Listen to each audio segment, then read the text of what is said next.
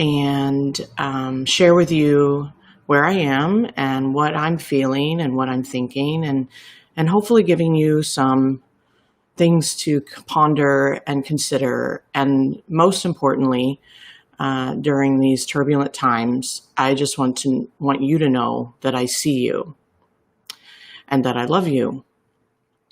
And the other day I posted just a written post that just said I'm on pause, and that I love you, and that I'm feeling sad and somewhat conflicted, and it's taken me a little while to come to this point where I can be here and speak up and say something, and even 2 seconds before this, I'm taking a deep breath, and so I'm going to just speak from what I know, what I feel called to say, and hopefully that will be something that you can ponder on, right? And so there's a couple things I felt the desire to explain a few things, I guess. One is I come from the thought and belief that words have definitions that we've apparently agreed to in a dictionary, right? However, every word and every individual creates its meaning individually, right? So we create the meaning for the words that we speak or say or we read. And so with that, you'll hear me a lot. Every time I speak, I'm always about, explaining it from a place of, you'll hear me say for me, right? So for me is an indication that I'm going to share my distinction. I'm going to share my thoughts and meaning of what I'm about to say. And what means to me is I'm giving you the space to try it on, to consider it, to resonate with it or not. And I think that's the space that I would love for us to all come from. I am a stand for eradicating unrealized human potential. That has been my stand. In myself and people at large, right? The humans on this planet. And I stand for oneness. I stand for love and respect and understanding. And I stand for raising the consciousness of our planet. That's what I'm up to. And so when I shared the other day that I was sad, I have a distinction about the difference. And there was a couple, and number one, I just want to say thank you for the love and, the comments and the support and all of that. That was beautiful. And I receive it, and it means a lot to me. And there was a few comments that equated sad with hurt. And I have a distinction about that too. So sadness for me, I believe is natural. Sadness for me means there's a release and that there's a love underneath it, a love for myself and a love for other human beings. And hurt for me is resistance internally, and therefore it can show up and be reflected externally. And so sadness, and that's why I expressed that I'm sad. I feel what people are going through and what I'm going through and what my family is going through. And it's coming from a place of love. And so that's one distinction. And the other thing is I'm here to listen, and I encourage everyone to listen, but this is not something new for me. I feel like we should always be listening and coming from a place of understanding. But love and listening doesn't mean agreement. It doesn't mean I'm going to engage with behavior I don't agree with, or, like that kind of thing. So if you are listening and you're loving, so you can either come from love or you can come from fear. You can come from higher self or you can come from ego. And so ego is separation. ego is separation. It is separate from our core being and our higher self, and separateness perpetuates separateness. And so what I know in my heart is that every human being on the planet has both voices, has the higher self within them, and also has an ego. And the ego is there to protect. Ego is there to protect us from the hurt that we've created, that we experience anyway, sensationally. And so if we are coming from ego, then we will perpetuate separateness, especially in ourselves, let alone in our world.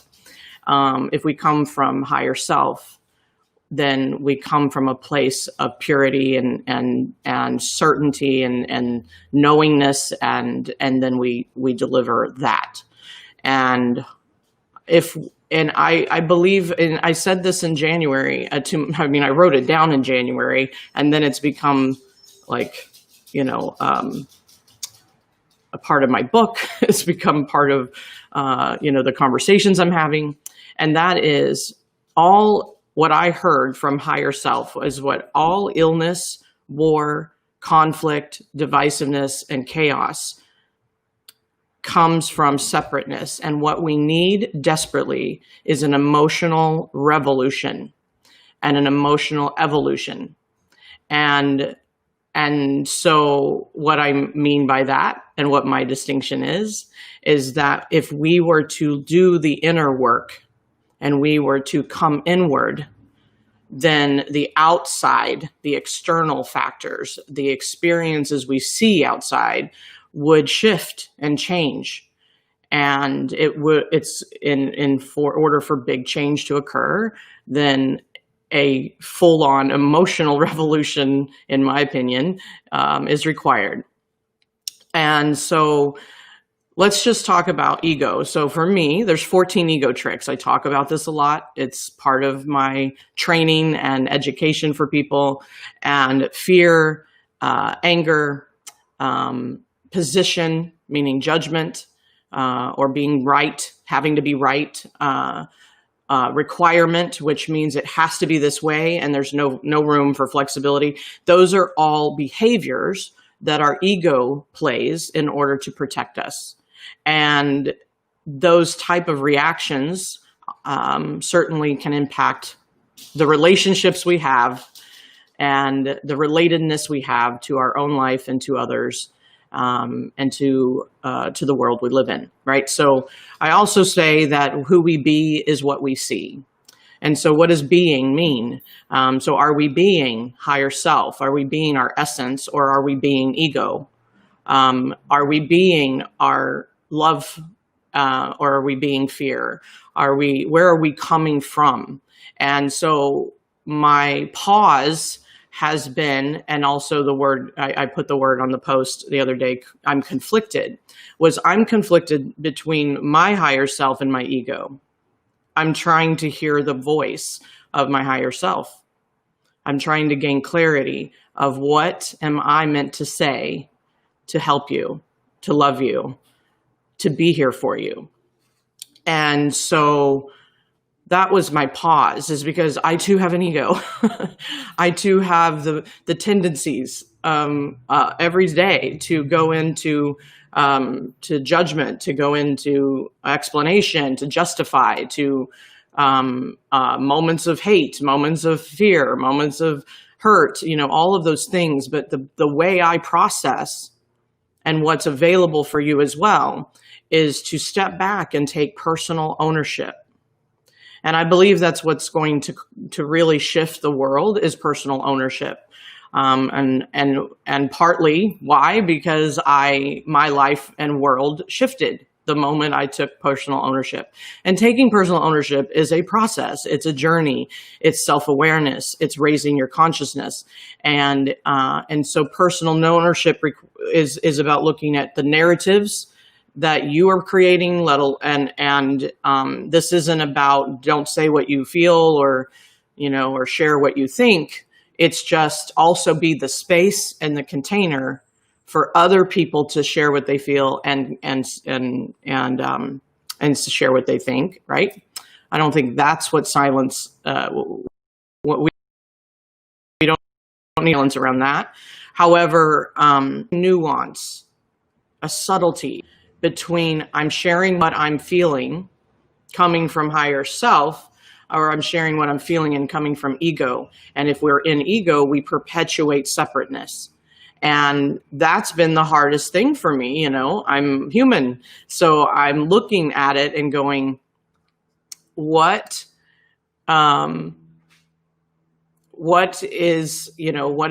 available for me to